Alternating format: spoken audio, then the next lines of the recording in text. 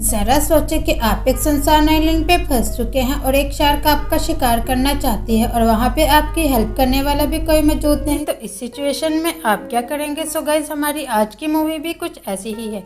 Movie के start में हम एक लड़की को देखते हैं जिसका नाम नैन्सी एडम्स है और वो अमेरिका से है। नैन्सी अमेरिका से मैक्सिको एक बीच पे जाने के लिए आई है जहाँ पर इसकी मॉम आई थी जब वो अपनी मॉम के पेट में थी। लेकिन कुछ साल पहले ही नैन्सी की मॉम की कैंसर से डेथ हो गई थी। अपनी मॉम की याद में नैन्सी भी इस बीच पे जाना चाहती है, लेकिन नैन्सी को इस बीच का नेम नहीं पता। वो कार के ड्राइवर को अपनी मॉम की बीच वाली पिक दिखाती है। ड्राइवर कहता है, हाँ मैं इस बीच को जानता हूँ, क्योंकि वो मैक्सिको का एक लोकल ड्राइवर है। वो जंगल से होता हुआ नैन्सी को बीच पे ले जाता है। कार से उतरकर ड्राइवर कहता है, तुम वापस कैसे जाओगे? जिस पे नैन्सी कहती है, मैं उबर कर लूंगी। फिर वो आदमी वहाँ से चला जाता है। ये बीच पूरी तरह सुनसान होता है। पूरे बीच पर सिर्फ 2 ही लोग होते हैं जो पानी में सर्फिंग कर रहे होते हैं। नैन्सी भी अपना सर्फिंग बोर्ड लेके पानी में चली जाती है। सर्फिंग करने के लिए नैन्सी जब ऊंची लहरों का इंतजार कर रही होती है तो समंदर में मौजूद लड़के नैन्सी से बात करना शुरू कर देते हैं। नैन्सी इन्हें बताती है कि मैं अमेरिका से हूँ। लड़के कहते हैं, यहाँ अमेरिका से बहुत कम लोग ही आते हैं। फिर नैन्सी इनसे पूछती है कि यहाँ पे कोई स्पेशल जगह है देखने के लिए। वो नैन्सी से कहते हैं कि यहाँ पे 2 चट्टानें हैं जो दिन में एक बार डूब जाती हैं जब टेम्परेचर हाई होता है, और वहाँ पे जेली फिशेस भी है जो बुरी तरह काटती हैं। अचानक समंदर की ऊंची लहरें आना शुरू होती हैं। वो तीनों मजे से सर्फिंग करने लगते हैं। नैन्सी बहुत इंजॉय करती है और उसके बाद वो समंदर से बाहर आकर अमेरिका अपनी बहन को कॉल करती है। वो अपनी बहन से बात कर रही होती है, तभी फोन उसका डैड ले लेता है और नैन्सी से कहता है कि वापस आकर अपनी मेडिकल की पढ़ाई कंप्लीट करो। जिसपे नैन्सी कहती है कि ऐसी डिग्री का क्या फायदा जो किसी की जान न बचा सके। जिस पर इसके डैड कहते हैं कि अपनी स्टडी छोड़ने की वजह अपनी मॉम को मत बनाओ, वो एक फाइटर थी। नैन्सी इस बात पर इमोशनल हो जाती है और कहती है कि फिर भी वो हमें छोड़कर चली गई। ये कहकर वो कॉल कट कर देती है। फिर वो अपना सर्फिंग बोर्ड लेकर समंदर में चली जाती है और सर्फिंग करने लगती है। कुछ देर बाद वो लड़के कहते हैं कि अब रात होने वाली है, अब हमें यहाँ से चलना चाहिए। इस पे नैन्सी कहती है, मैं यहाँ थोड़ी देर और रुकूंगी, तुम लोग चले जाओ। फिर वो लड़के समंदर से बाहर निकल जाते हैं। नैन्सी जब ऊंची लहरों का इंतजार कर रही होती है, अभी नैन्सी को लगता है कि उसके आसपास कोई है। जब वो देखती है तो वो डॉल्फिन्स होती हैं। नैन्सी उनके पीछे पीछे समंदर के अंदर तक चली जाती है। फिर वो देखती है कि समंदर के बीचों बीच एक बहुत बड़ी व्हेल मरी हुई है और इसके ऊपर परिंदे बैठे हैं जो इसे खा रहे हैं। फिर वो सर्फिंग करके वहाँ से निकलने लगती है। इतने में वो किसी चीज से टकराती है और समंदर के अंदर गिर जाती है, जिससे इसका सर्फिंग बोर्ड इसके हाथ से छूट जाता है। जब वो सर्फिंग बोर्ड पकड़ने लगती है तो कोई चीज इसे नीचे की तरफ धकेलती है और समंदर में खून ही खून हो जाता है। वो समंदर से मुंह बाहर निकालती है और इस व्हेल की तरफ स्विमिंग करना शुरू करती है जो मरी हुई है, क्योंकि वो उसके ज्यादा करीब होती है। नैन्सी व्हेल पे चढ़ जाती है और इसकी टांग पे दांत के निशान होते हैं, खून निकल रहा होता है। नैन्सी अपनी टांग को बांधती है ताकि खून निकलना बंद हो जाए। इसी दौरान वो उन लड़कों को देखती है जो इसके साथ सर्फिंग कर रहे थे। वो गाड़ी में बैठ के वहाँ से निकलने लगते हैं। तभी नैन्सी इनको आवाज देती है, हाथ हिलाकर अपनी तरफ ध्यान करने की कोशिश करती है, पर वो लड़के बहुत दूर होते हैं, इसलिए नैन्सी की आवाज सुन नहीं पाते और वहाँ से चले जाते हैं। नैन्सी समंदर में चारों तरफ देखती है। वो एक तरफ चट्टानों को देखती है जो पानी से थोड़ी सी ऊपर निकली हुई है, और दूसरी तरफ एक बॉय है जिसे पानी में इसलिए लगाया जाता है ताकि पानी का लेवल पता चल सके, और इसे नीचे जंजीरों से बांधा हुआ होता है। तभी नैन्सी देखती है कि एक बहुत बड़ी व्हाइट शार्क उसकी तरफ आ रही है। ये वही शार्क है जिसने नैन्सी की टांग को जख्मी किया। शार्क व्हेल को जोर से टक्कर मारती है जिससे नैन्सी पानी में गिर जाती है और चट्टानों की तरह स्विमिंग करना शुरू करती है, और वो व्हाइट शार्क नैन्सी के पीछे होती है। इससे पहले कि वो नैन्सी पे अटैक करती, नैन्सी चट्टान पे पहुंच जाती है। यहाँ पे एक परिंदा भी होता है जो व्हेल के ऊपर था और जख्मी हो गया था। शार्क के काटने से नैन्सी की टांग का मांस पूरी तरह फट जाता है। वो अपने एयरिंग निकालकर अपनी टांग की फटी हुई स्किन पे लगा देती है, जिस वजह से इसे बहुत दर्द होता है। इसके बाद वो अपनी शर्ट उतार के अपनी टांग को बांध देती है। इसी तरह रात हो जाती है। अचानक नैन्सी को समंदर में अपना सर्फिंग बोर्ड दिखाई देता है। वो उसे लेके वहाँ से निकलने का सोचती है और समंदर में चारों तरफ देखती है, पर इसे व्हाइट शार्क नजर नहीं आती। वो स्विमिंग करके बोर्ड तक जाने लगती है, लेकिन तभी व्हाइट शार्क आ जाती है और नैन्सी दोबारा इसी चट्टान पे आके बैठ जाती है। स्विमिंग करने की वजह से इसकी टांग में बहुत दर्द होने लगता है। आहिस्ता आहिस्ता सुबह हो जाती है और नैन्सी देखती है कि बीच के ऊपर कोई सो रहा है। वो उसे जोर जोर से आवाज देती है और बुलाती है। दरअसल वो एक नशेई होता है जो नशा करके वहाँ सो रहा होता है। नैन्सी की आवाज सुनकर वह उठता है और नैन्सी को देखता है। नैन्सी इसे अपने बैग की तरफ इशारा करती है और किसी को कॉल करने का कहती है। वो नैन्सी के बैग के पास जाता है और पैसे और फोन चोरी कर लेता है। फिर वो वहाँ से निकलने लगता है। समंदर में सर्फिंग बोर्ड देखता है और सोचता है कि क्यों ना इसे भी साथ ले चलूं। वो उसे लेने के लिए समंदर में जाता है और सर्फिंग बोर्ड को बाहर ला रहा होता है, तब भी शार्क आ जाती है और उसे वहीं निकल लेती है। अब नैन्सी के पास सिर्फ 6 घंटे है, क्योंकि टेम्परेचर हाई हो जाएगा, जिसकी वजह से पानी का लेवल भी हाई हो जाएगा और वो चट्टान डूब जाएगी जिसके ऊपर नैन्सी है। इसके बाद नैन्सी वो लोगों को देखती है जो कल इसके साथ सर्फिंग कर रहे थे। वो नैन्सी को देखते हैं और इसकी तरफ आने लगते हैं। नैन्सी ने कहती है कि यहाँ ना आओ, यहाँ पे शार्क है। वो कहते हैं नहीं, यहाँ पे कोई शार्क नहीं है। इतने में इनमें से एक को शार्क निकल लेती है और दूसरा लड़का तेजी से तैरता हुआ नैन्सी के पास आने लगता है और वो नैन्सी तक पहुँचने ही लगता है। नैन्सी इसका हाथ पकड़ती है ताकि इसे ऊपर खींच सके, लेकिन शार्क इसे पीछे से पकड़ लेती है और खा जाती है। अब नैन्सी के पास बहुत थोड़ा टाइम बचा है, कुछ टाइम बाद चट्टान मुकम्मल डूब जाएगी। नैन्सी देखती है कि शार्क इसके चारों तरफ घूम रही है। इसे पानी में हेलमेट के ऊपर लगा कैमरा दिखाई देता है जो इस लड़के ने पहना था जिसे शार्क खा गया। नैन्सी इस कैमरे को लेके आने का सोचती है जो पास ही एक पत्थर के ऊपर होता है और डूबने ही वाला होता है। नैन्सी तैरती हुई इस पत्थर तक पहुंचती है। जैसे ही वो हेलमेट पकड़ती है, शार्क वहां आ जाती है और पत्थर के ऊपर आने की कोशिश करती है, इस वजह से नैन्सी नीचे गिर जाती है। शार्क इसकी तरफ आने लगती है, लेकिन नीचे नुकीले पत्थर और झाड़ियां होने की वजह से वो आगे नहीं आती और नैन्सी वापस आकर इस चट्टान पे बैठ जाती है। अब वो कैमरा में रिकॉर्ड करती है कि समंदर में एक व्हेल मरी हुई है और पानी में एक शार्क भी है। शायद मैं इसके खाने के बीच आ गई, इसलिए वो मुझे खाना चाहती है। और अपनी बहन और डैड के लिए एक मैसेज भी छोड़ती है और कहती है कि मैंने कभी नहीं सोचा था कि आप दोनों को इतना ज्यादा मिस करूंगी। फिर वो कहती है कि आप लोग मेरी फिक्र मत करना, मेरे साथ मेरा यहाँ पे एक साथी भी मौजूद है। वो कैमरे में परिंदे को दिखाती है जो नैन्सी के साथ फंसा हुआ है। वो कहती है कि मैं बचने के लिए अपनी पूरी जान लगा दूंगी, जैसे कि मोम ने किया था, और कैमरे को हेलमेट समेत बहा देती है ताकि वो किसी को मिले और इसका मैसेज पहुंच जाए। फिर वो इस परिंदे को, जो कि इसके साथ होता है, इसे सर्फिंग बोर्ड के एक टुकड़े पर बैठाकर बहा देती है। अब चट्टान मुकम्मल डूबने वाली होती है। नैन्सी थोड़ा सोचती है और पानी में उतर जाती है, जहाँ वो सामने जेलीफिश को देखती है जो बुरी तरह काटती है। वो तैरती हुई जेलीफिश के दरमियान चली जाती है। इतने में शार्क भी पीछे करते हुए जेलीफिश